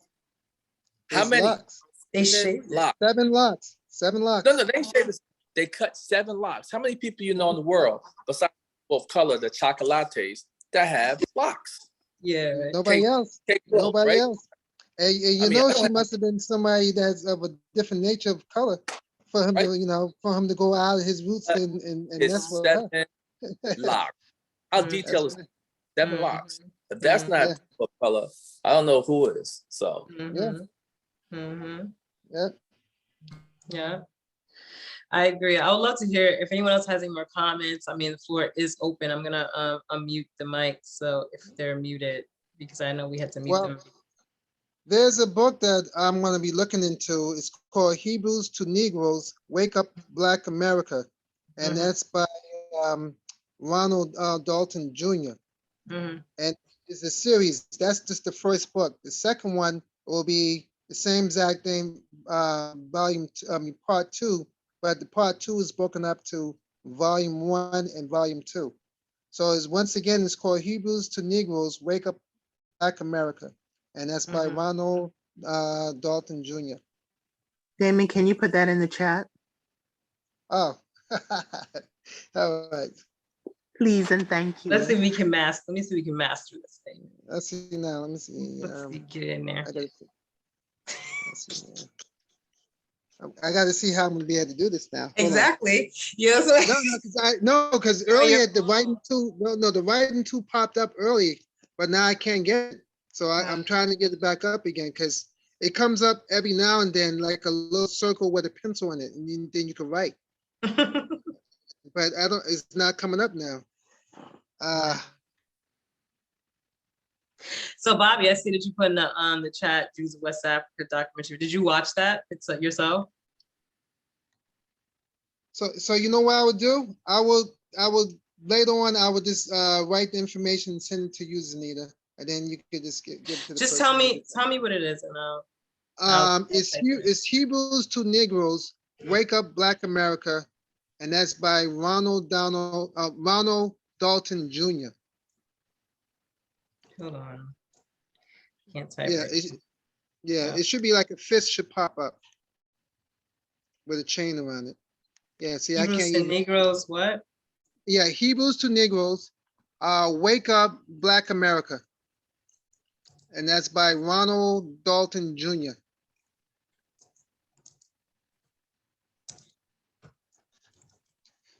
You can get this book right on Amazon. And what's in it? Let me see what's in there.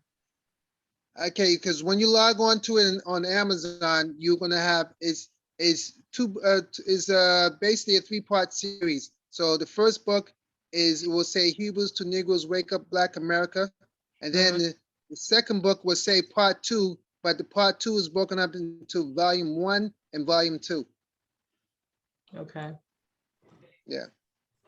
And if you haven't got it yet, the original African Heritage Study Bible. That's also a good one. Absolutely. And so I had purchased that last week. That's also on Amazon too. And that's another thing too, because I know and there's also a let me see which one is the one. I wish my daughter was on tonight. She's not here. Where it has like all the original. Is that the one that has all the original names of the? Yes, all the original names. And the one I got was the paperback book because they show the pictures on the front cover. They got pictures inside too, but that's the one I chose. Okay. Yeah. And I think it's important too. I mean, that's really, really interesting. Like, because all of those names were changed for whatever the reasons were. No, yeah, because the reason why I came up with those particular books is because when you watch videos like the one that we just saw, and when you see the text that they offer you, these things linked to these kind of passages to which will bring about these type of books. So, the further you go and research, you'd be surprised at how many books is out there that can tell you exactly what went on in that time period. And one of the things too that they kind of keep from us that they don't let us see that much is what was happening. They don't want us to know what's happening in any other parts of the world. When I tell you they keep our eyes on Africa, it's really interesting. And that in itself is interesting, to say the least. Yeah. Because clearly everything was not just happening in Africa, and when I say that, I mean, and I'm coming outside of the Bible, I'm just saying, like, just in general, they do try and keep our eyes on Africa.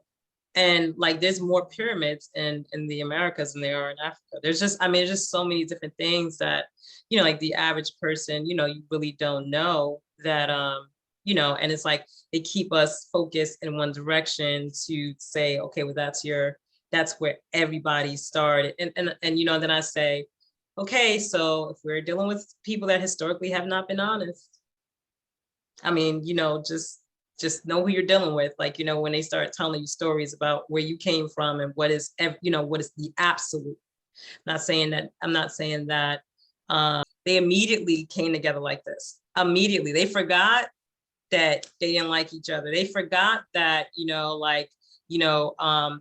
French thought they were better than this one. Irish was, like whatever their disagreements were culturally, they forgot about all of that and they came together so fast. And and that is inbred in them as a people. And that comes from the survival of the fittest, like, when, that was their whole thing. It was like, okay, how are we going to survive? We're fighting against it, but how are we going to survive? Because the majority of the world is melanin, right? So there's people of darker skin and we are the minority. So what do we do? And that's why I said, like, when you look at the whole the Bible talks about by beholding, you become changed. When you're sitting there, you're looking on, TV literally reaches millions and millions of subscribers every year, all the time. And what you see, so you're brainwashing, it's like, okay, this is what it is. That's what it is. And that's all you see. And then that's what you believe. So it's really interesting. Even though you can turn around and, look to your left and to your right, to the front and back, you can see you everywhere you go, but yet you'll believe that, we are the minority. So anyway, so I am is based on what we were told before we had the opportunity to critically think for ourselves. So that's why it's so like critical thinking is so important. We should be critical thinkers all the time and just, okay, well, what does that mean? Like, break it down, like just keep breaking it down some more, use your dictionary, go, use your Strong's Concordance,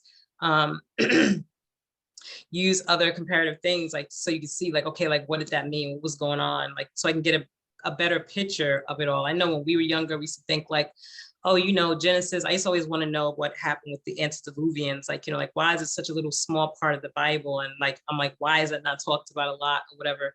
But of course, like going, older and understanding how to research and where to look for things, whatever, you start to find that there's other, there is other documentation that actually gives you a better look into like what was going on in Genesis. Like Ellen G. White talks about it. You have the Book of Enoch that talks about it. There's other scrolls that was not, in the spiritual scrolls of historical scrolls that were not added into the Bible that talk about it. There's a lot. And it's just like, it's really interesting, like I said, to just kind of dig deeper, expand your thought process, expand your world, just on either biblical history.